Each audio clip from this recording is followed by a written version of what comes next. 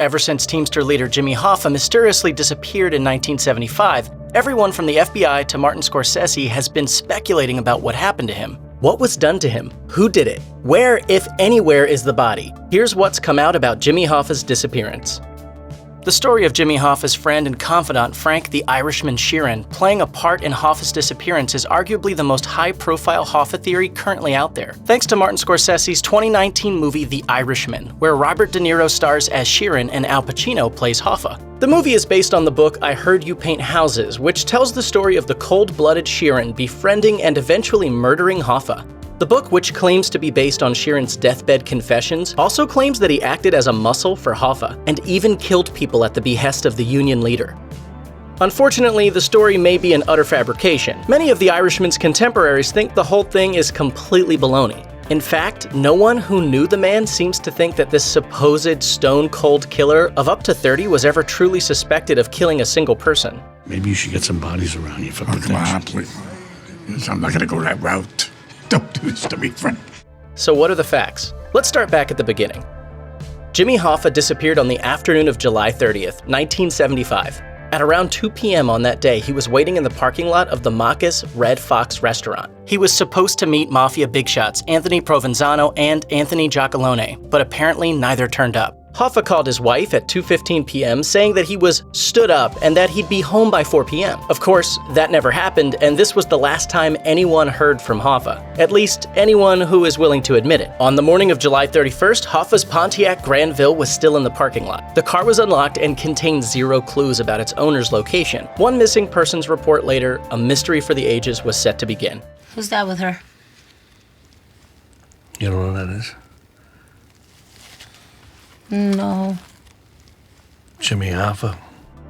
A public figure and a strange crime are an alluring combination, and Jimmy Hoffa's sudden disappearance was no exception. However, the state was desperate to keep the FBI out of the investigation because it would freak out their Mafia informants.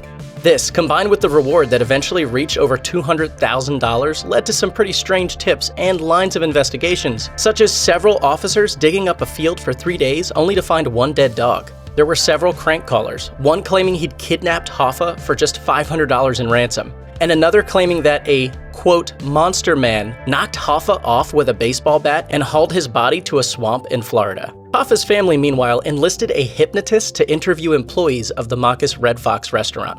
The end of the investigation was just as weird. The FBI kept raiding seedy locations and even finding the occasional unrelated body, but all routes seemed to lead to dead ends. As such, the first 5 years of the investigation were a wild ride, and by 1980, a whopping 70 witnesses had faced a federal grand jury. None were indicted. Every crime mystery needs a primary suspect, and in this case, that role went to Chucky O'Brien.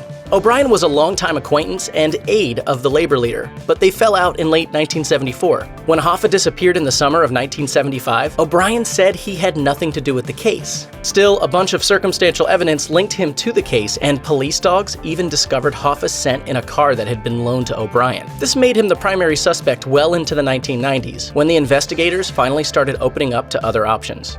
O'Brien's stepson is law professor Jack Goldsmith, who has his own ideas about his stepdad. Goldsmith says that O'Brien was indeed near the scene of disappearance, and that he was driving the car Hoffa's scent was found in, but he was merely delivering fish and probably had no part in the actual disappearance. However, Goldsmith admits that O'Brien, who lost his reputation and career because of his supposed involvement, did in fact know at least something about the case, and the reason he stayed quiet and took the blame was his unwillingness to become a rat. One of the most notorious suspects is Anthony Tony Provenzano, a New Jersey mob boss with ties to the Genovese family. Reportedly, Hoffa had beef with Provenzano and his fateful meeting was supposed to be a parlay. However, Tony Pro no-showed and was seen in New Jersey around the time of Hoffa's disappearance in Detroit, giving him a rock-solid alibi. Another Tony often linked to the death was Anthony Giacalone, who was one of the public faces of the Detroit mob under Joe Zerilli, and who some experts believe conspired to silence the Teamster. Giacalone was also supposed to be at the Provenzano-Hoffa meeting. As luck would have it, Giacalone also happened to have an airtight alibi, as he was hanging out in front of witnesses at the Southfield Athletic Club. Oddly, some experts have pointed out that his brother and fellow mafioso, Vito Giacalone, seemed to fly under the radar. Interestingly enough, the Mercury Marquis Brougham car where the dogs caught Hoffa's scent, the one supposedly driven by Chucky O'Brien, actually belonged to Anthony Giacalone's son. One of the more colorful figures around the Jimmy Hoffa case was Donald "Tony the Greek" Frankos, an alleged freelance hitman who was already on the national radar for his role as a witness in the trial of John Gotti. In 1989, Tony the Greek told Playboy magazine that he knew Hoffa's final fate, and that he told the FBI about it as early as 1986. According to Mr. the Greek, Hoffa's killer was alleged Irish Mafia big shot Jimmy Coonan, and the deed was done in a mob house near Mount Clements, Michigan. After the Union leader was shot, his body was then dismembered and buried beneath the giant stadium of the day, in the concrete underneath the artificial turf near Section 107. This particular theory is obviously intriguing, but doesn't seem to have gained much traction among the officials, who have called it possible but improbable. Mythbusters arrived at the same conclusion when they looked for Hoffa's remains around the stadium and ultimately deemed the myth busted. In 2011, a book called The Weasel, A Double Life in the Mob added another intriguing location to the list of potential places housing Jimmy Hoffa's mortal remains. The book's authors, a low-level mobster turned informant named Marvin Elkind and Mafia expert Adrian Humphreys, claim they have knowledge that Hoffa never left Detroit. In fact, he's buried in the foundations of the General Motors headquarters at the city's Renaissance Center. Elkind says he found out about the location of Hoffa's body in 1985 during a Teamsters event in Detroit. As his group was passing the construction site, Mafia boss Anthony Giacalone nodded at the foundations and said, "Say good morning to Jimmy Hoffa, boys." Whether you choose to believe this story or not, it's worth noting that Giacalone was reportedly one of the guys Hoffa was supposed to meet before his disappearance. Was he just using his reputation to wind up the Teamsters, or did he casually admit to Hoffa's murder? The world may never know for sure, especially as Giacalone passed away in 2001.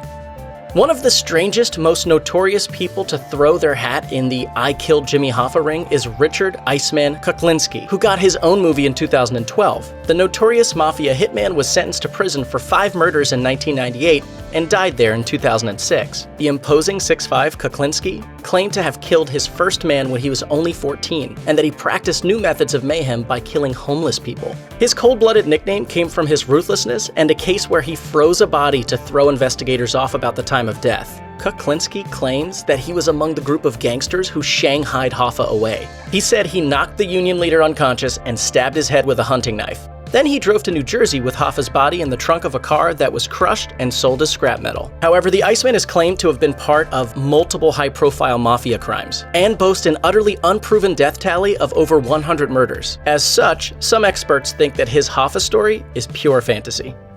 In 2012, the investigators received a tip about a man who was in cahoots with Anthony Giacalone. According to the tipster, this former mobster had installed a brand new concrete driveway on his property in Roseville, Michigan in 1975, around the same time Hoffa disappeared. The tipster also said that there was a body buried beneath. While Police Chief James Berlin thought that the tip was credible and the person had indeed witnessed a burial, he also noted that any body was unlikely to be Hoffa's. The driveway was nevertheless excavated, and the authorities indeed found a, quote, anomaly roughly 2 feet beneath the surface. However, it wasn't Jimmy Hoffa. The year 2013 saw yet another search for Jimmy Hoffa's remains. The newest location was a field near Oakland Township on the outskirts of Detroit. The FBI, the local sheriff's office, and local police descended upon the field thanks to a tip from Anthony Zerilli, an elderly mobster. Zerilli's tale of Hoffa's demise was even more terrifying than most stories of the Union's leaders passing. According to him, Hoffa was taken to the field, hit with a shovel, and buried alive under a concrete slab. Unfortunately, or perhaps fortunately for Hoffa's final moments, the tip turned out to be yet another dead end, and the search ended with the discovery of precisely 0 missing Teamster leaders.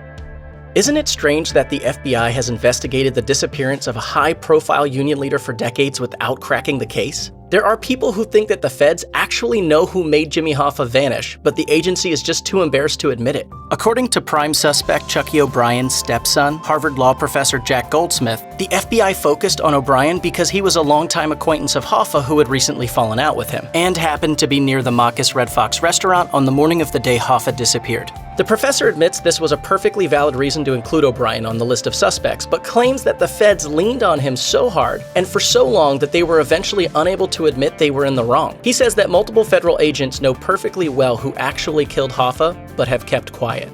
According to Goldsmith, they just didn't want to take the political heat, admitting they had basically accused the wrong person or let linger the accusations against Chucky for 40 years. However, while Goldsmith claims he knows the identity of the real killer, a particular low-level mobster who has already passed away, he has chosen to keep the perpetrator's identity a secret.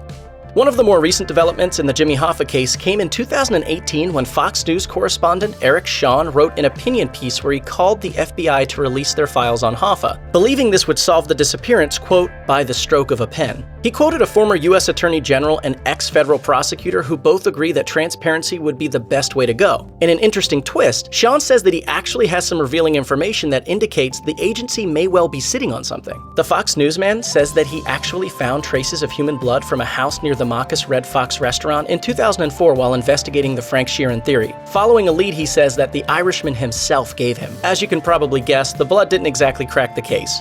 The FBI says the blood was definitely human, but not Hoffa's. While Shawn claims the DNA testing was largely inconclusive, regardless of what the truth is here, it certainly appears that someone met a grisly fate at a house suspiciously close to Hoffa's place of disappearance. Check out one of our newest videos right here. Plus, even more grunge videos about your favorite stuff are coming soon. Subscribe to our YouTube channel and hit the bell so you don't miss a single one.